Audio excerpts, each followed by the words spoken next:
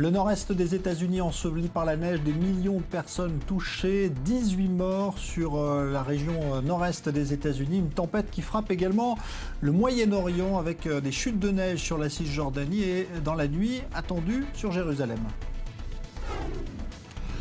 Benjamin Netanyahou réaffirme le droit d'Israël sur les implantations malgré les critiques récentes de la communauté internationale. À Hébron, les occupants juifs expulsés de 2 maisons pourront revenir une fois la procédure validée, a-t-il dit. Les élus de Calais demandent une réunion d'urgence au gouvernement après la manifestation pro-migrants qui a dégénéré hier. Contre-manif cet après-midi pour défendre l'image de la ville.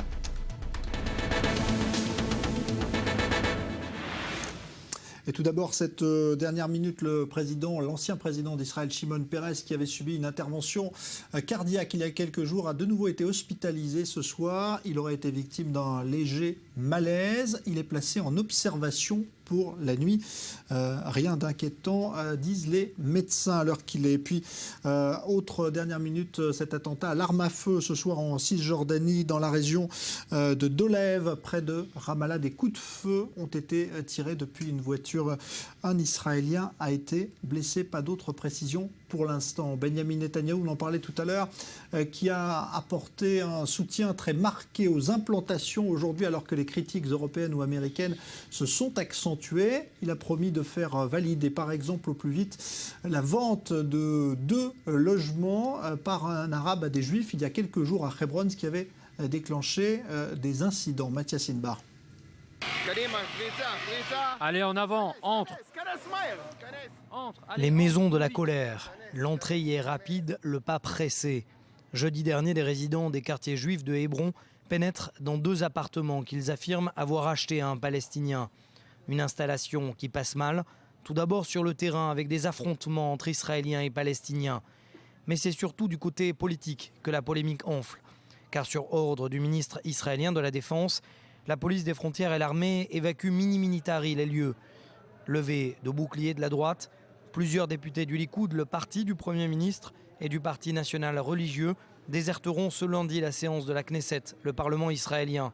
Benjamin Netanyahou et Moshe Ya'alon, le ministre de la Défense, justifient leur décision. Je soutiens les implantations et j'apprécie ces résidents qui se tiennent face au terrorisme avec courage et détermination. Mais nous sommes tenus de respecter la loi. L'État d'Israël est un État de droit et je n'ai pas l'intention de trouver un compromis lorsque la loi est violée. Dans le cas des maisons à Hébron, la loi a clairement été violée. Lorsque vous voulez occuper une maison, il y a des étapes légales à respecter. Aucune d'entre elles n'a été respectée. Et c'est pour cette raison que ces occupants ont été expulsés. Depuis, le ministre de la Défense a autorisé la rouverture que d'une seule maison, seule condition que la porte d'entrée ne puisse être accessible que du quartier juif pour éviter les affrontements avec des Palestiniens. L'un des propriétaires affirme que cet achat a été fait légalement, sauf qu'un décret présidentiel palestinien interdit la vente de biens immobiliers à des juifs. Dans ce genre de cas, les transactions ont alors lieu dans le plus grand secret. Alors, dans ce contexte, évidemment, on a beaucoup parlé d'implantation. Il y a également ces propos tenus par le chef de file du parti travailliste en Israël qui ne sont pas passés inaperçus. Yitzhak Herzog en visite en France ce week-end et qui a déclaré que pour lui, le moment n'était, semble-t-il, pas venu de créer un État palestinien. Le contexte n'est pas bon, a-t-il dit. On va en parler avec 2 invités. Bonsoir, Michael Barzvi, professeur de philosophie politique à l'Université de Tel Aviv. Et bonsoir, Nissim Zvili.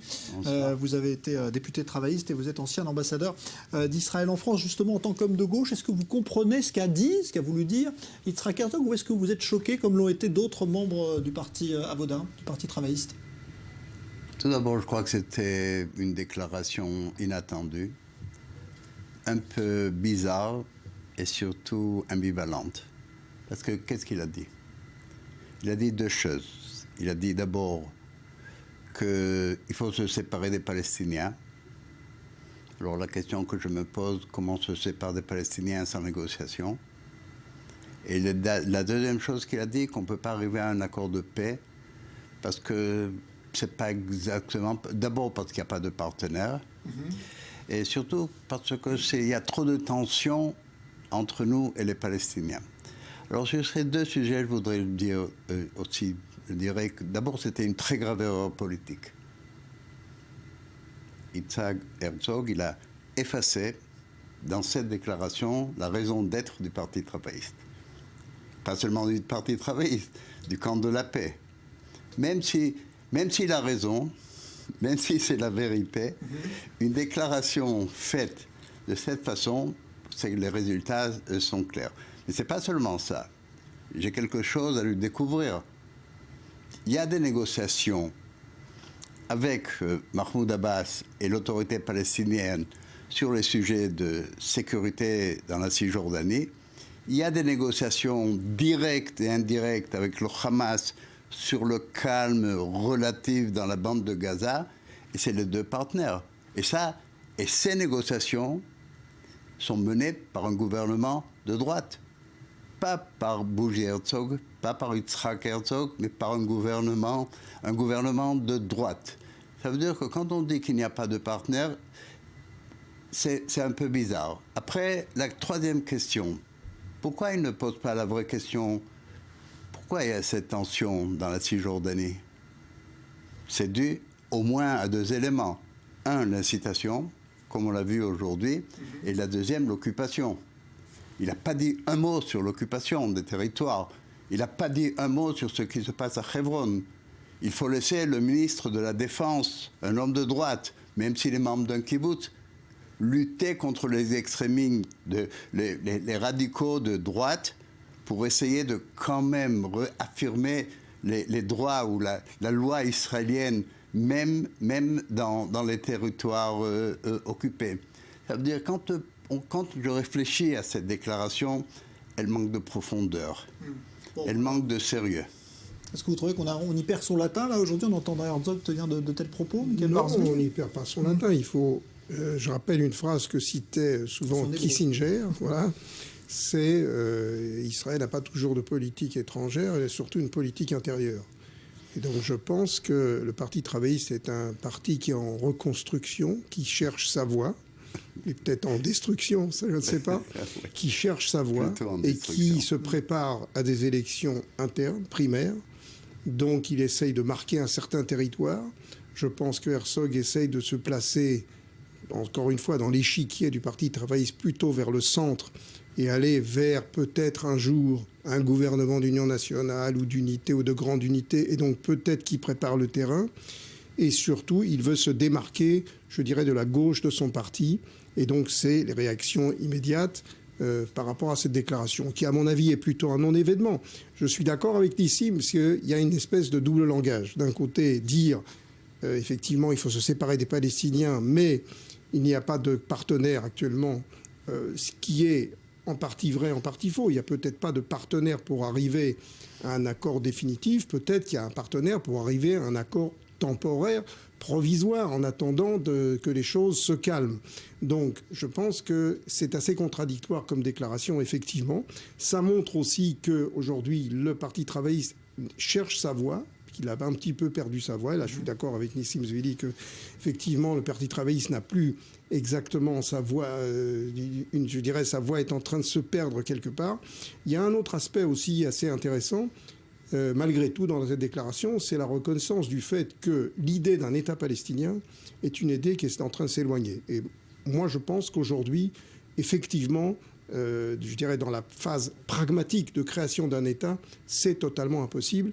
Et plus on va, plus ce sera impossible. Et là, il y a effectivement un problème, ou bien il peut y avoir, comme on dirait, un grand Big Bang, c'est-à-dire quelqu'un des dirigeants qui disent, voilà, on fait maintenant une négociation, mais là, il faut avoir des deux côtés de vrais leaders. Et je pense qu'aujourd'hui, effectivement, des deux côtés, il n'y a pas quelqu'un qui est en mesure de trancher. Netanyahou n'a pas de majorité, il n'arrive pas à faire un accord de coalition avec l'opposition, disons avec les travaillistes ou le centre-gauche.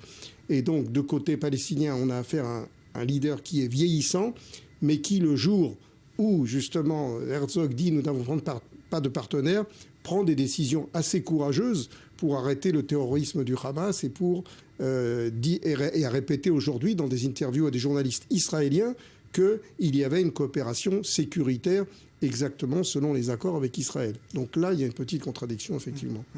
Vous savez, je crois que ce qui est très dangereux, qu'on commence à construire un consensus national vers la création d'un État binational. Quand le parti... Pardon. Peut-être de facto. D'abord, je sais que c'est de facto, mais on est en train de la construire de jure. Quand le Parti travailliste, qui devrait être le leader du centre-gauche, il dit on n'a pas de partenaire, trop tôt de discuter de l'avenir, alors de quoi on parle exactement? Ce qu'on parle, on parle de ce qui se passe. On parle de quand exactement l'extrême droite va prendre le pouvoir. Quand exactement ceux qui sont aujourd'hui hors la loi deviendront le courant central de la société israélienne.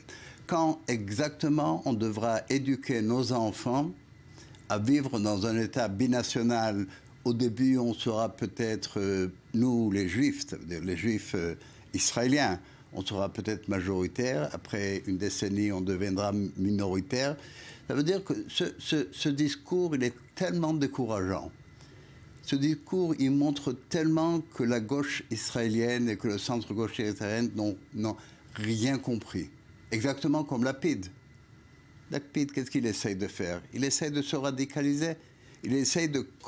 Ce qu'ils ne comprennent pas, c'est que quand on doit choisir entre Netanyahou présentant la droite ou Lapid ou Herzog présentant la droite, on préfère l'origine.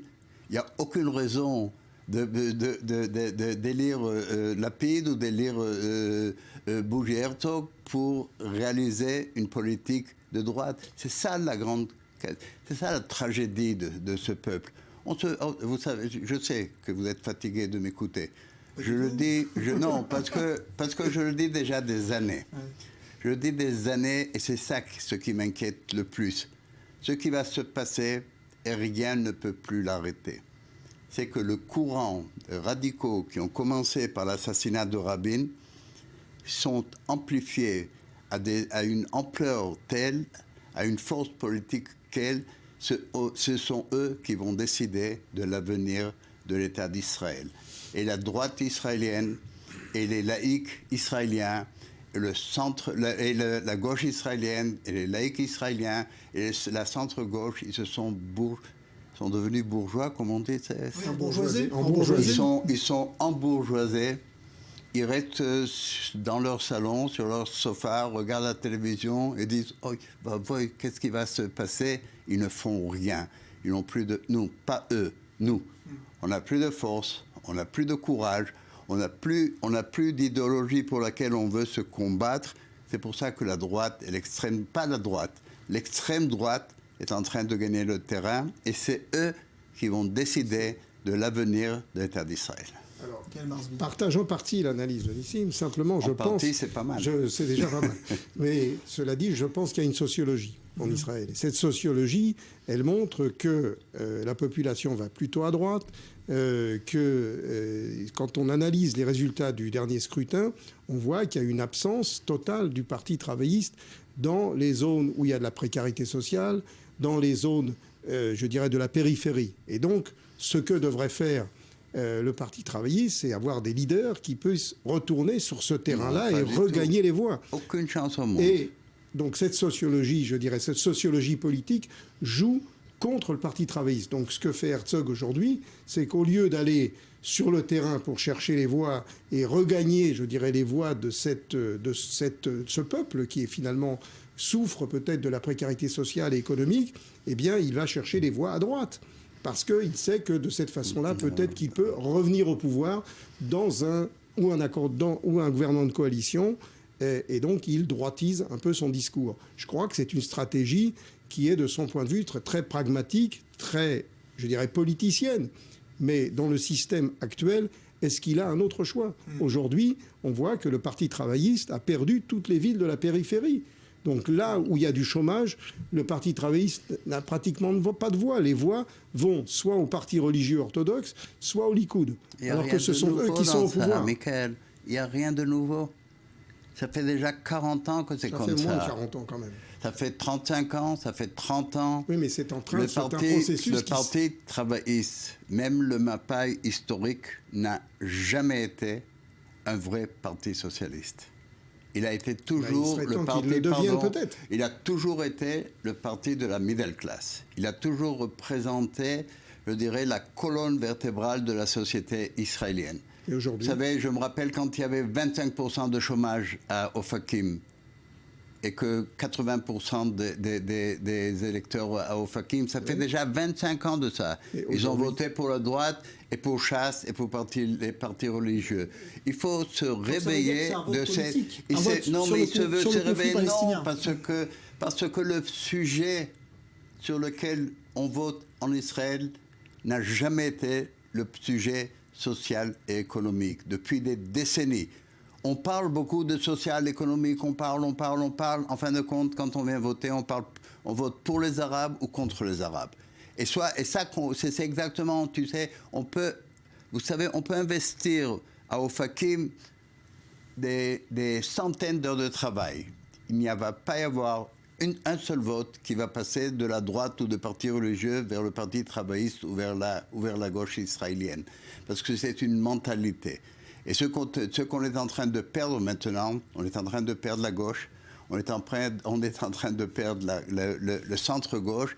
Et si on va continuer comme on dit, c'est le discours du chef du parti aujourd'hui, dans les prochaines élections, le parti travailliste sera 10 mandats au maximum, parce qu'il est en train de perdre sa base électorale.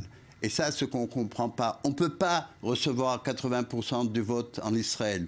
On peut arriver à 51%. C'est exactement ce qu'a fait Netanyahou. Il a pris toutes ses troupes, il les a regroupées et il a reçu 61 mandats. C'est le maximum auquel il peut arriver. Et la gauche israélienne, étant donné qu'elle ne veut pas prendre en considération les votes arabes, elle ne peut jamais arriver à ces 61 mandats. La seule chose mais même si on va se droitiser, on va dire OK, on va tirer sur les terroristes chaque jour à 8h du matin exactement. On va essayer d'être plus extrémiste que Bibi Netanyahou. Aucune chance au monde. Ce n'est pas la direction qu'il faut prendre. Moi qui ne suis pas un homme de parti, et encore une fois, c'est faire de l'analyse politique. Analyse politique, c'est de voir quelles sont les chances de gagner des élections. Aujourd'hui, dans le système actuel, et vu la sociologie politique, le Parti travailliste, ayant perdu, étant devenu un parti d'élite, quelque part, d'élite économique ou sociale, ce parti ne pourra jamais revenir au pouvoir parce qu'il n'a ni le peuple, ni l'idéologie qui correspond à ce peuple. Alors ça, je suis d'accord sur cette analyse. Donc, il faut changer le système politique. Donc, ce qu'a intérêt à faire Herzog aujourd'hui... Non, il faudrait aussi changer le peuple. Il faut changer le peuple. Mais si on change le système politique, la seule possibilité pour le faire, c'est une alliance entre les deux grands partis qui auraient intérêt à changer le système. Et à ce moment-là, le parti d'opposition peut être une alternative. Aujourd'hui, le parti travailliste n'est pas une alternative. Et toute la question, c'est Herzog, s'il réfléchit en tant que, je dirais, stratège politique, s'il en est capable, je ne suis pas certain. Mais il est très capable. C'est un homme très intelligent. Alors, s'il a cette stratégie politique, il faut qu'il change le système, parce que c'est seulement dans un autre système politique qu'il pourra être une alternative. Aujourd'hui, dans ce système, il ne pourra que obtenir... il n'aura jamais de coalition. Il ne pourra jamais constituer une coalition de gauche. Donc il faudra forcément qu'il fasse une coalition avec le centre droit, voire la droite. Donc autant faire cette alliance pour changer le système électoral et après peut-être devenir une alternative. Il ne présente aucune alternative politique. Pourquoi tu veux qu'on vote pour Herzog? Oui, je le dis très clairement. Moi, je ne vote pas pour Herzog. Il n'a jamais présenté une vraie alternative politique. Et ce dernier discours en France, c'est une catastrophe. Au niveau international, au niveau national, au niveau du Parti travailliste, au niveau de la camp de la paix, au niveau de la gauche israélienne, c'est un discours qui dit « je me rends ». Il n'y a rien à faire. Je me rends à l'idéologie dominante. Non, il ne se rend pas à l'idéologie. Il se rend à une idéologie qu'il n'a plus dans la tête, à laquelle il ne croit plus. Et le pire pour un parti politique, c'est de perdre son chemin. C'est pour ça qu'il a perdu sa raison d'être. Il a perdu sa raison d'être. C'est pas moi qui vais défendre la raison d'être du Parti travailliste. Moi, je crois pense qu'aujourd'hui, le Parti travailliste, effectivement, a fait son temps, il a besoin de se renouveler. Et quelque part, Herzog a aussi le calcul, il voit la possibilité d'élections primaires. Il voit la possibilité qu'on vienne aujourd'hui aller chercher un général comme Ashkenazi pour aller aux primaires et être une espèce de... C'est le Parti travailliste est en train de rechercher un sauveur, quelque part, quelqu'un qui va sauver la patrie, si je peux dire, et le parti. Et donc, on essaye de prendre des recettes de droite pour faire gagner le Parti travailliste. Et là-dessus, c'est peut-être une erreur idéologique, mais je ne suis pas sûr que, pratiquement, c'est peut-être pas un mauvais calcul.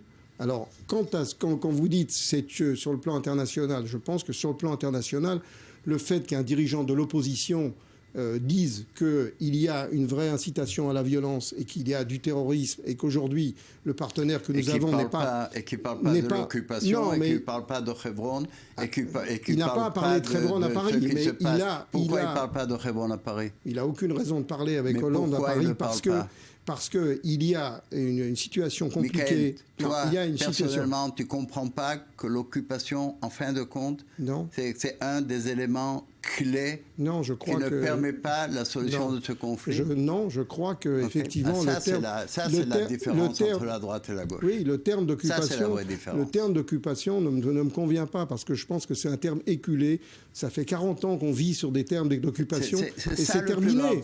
On est en train de dominer un autre peuple 49 ans et on va célébrer cette année, on va applaudir, on va s'applaudir. Pour les Arabes palestiniens, l'ensemble de l'État d'Israël est une occupation.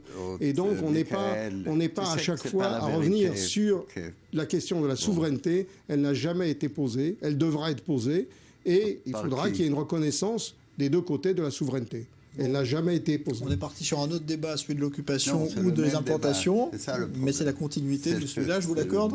On le continuera une prochaine fois. Merci Michael Barzvi, merci Nissim Zvili. On parle maintenant d'un documentaire hommage au journaliste américain James Foley, assassiné par Daesh en Syrie. Il vient d'être présenté au festival américain de Sundance pour la première fois. Et face à l'horreur subie par Foley, c'est l'émotion qui domine. Joseph Emmanuel. Je pense que le journalisme d'investigation est très important. Avec ces photos et ces vidéos, on peut montrer au monde à quel point les choses vont mal. La voix de James Foley en ouverture du documentaire qui lui est consacré.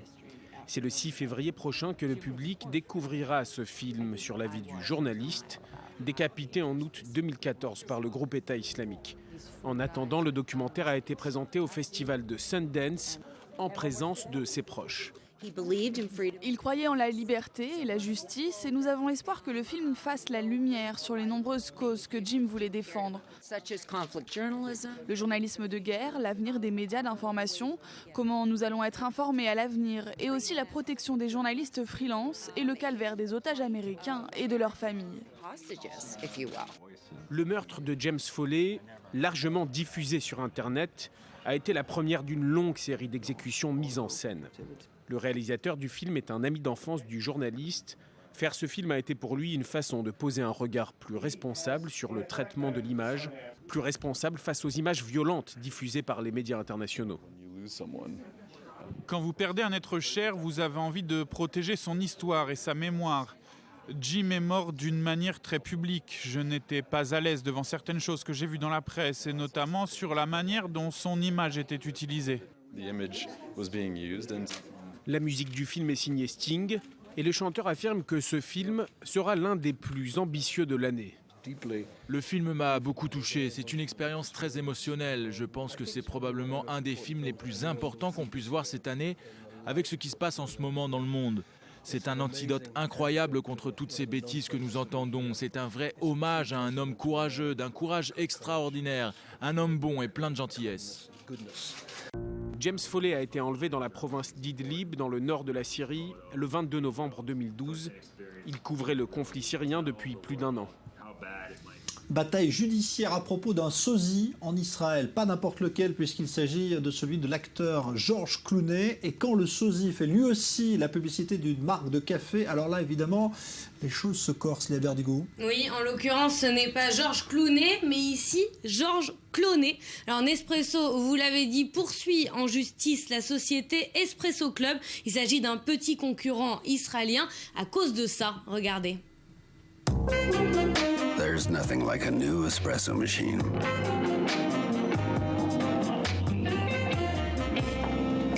Allô, תפסיק לדבר לעצמך, גוררים אותך. Wait, but I left the car with the valet. לא אחי, הוא זה פקח. Alors vous aurez noté la ressemblance frappante de l'acteur israélien avec Georges Clooney, effigie de la marque de café internationale. Alors on l'a vu, le sosie s'exprime en anglais, il porte même un sac Nespresso flouté en bandoulière.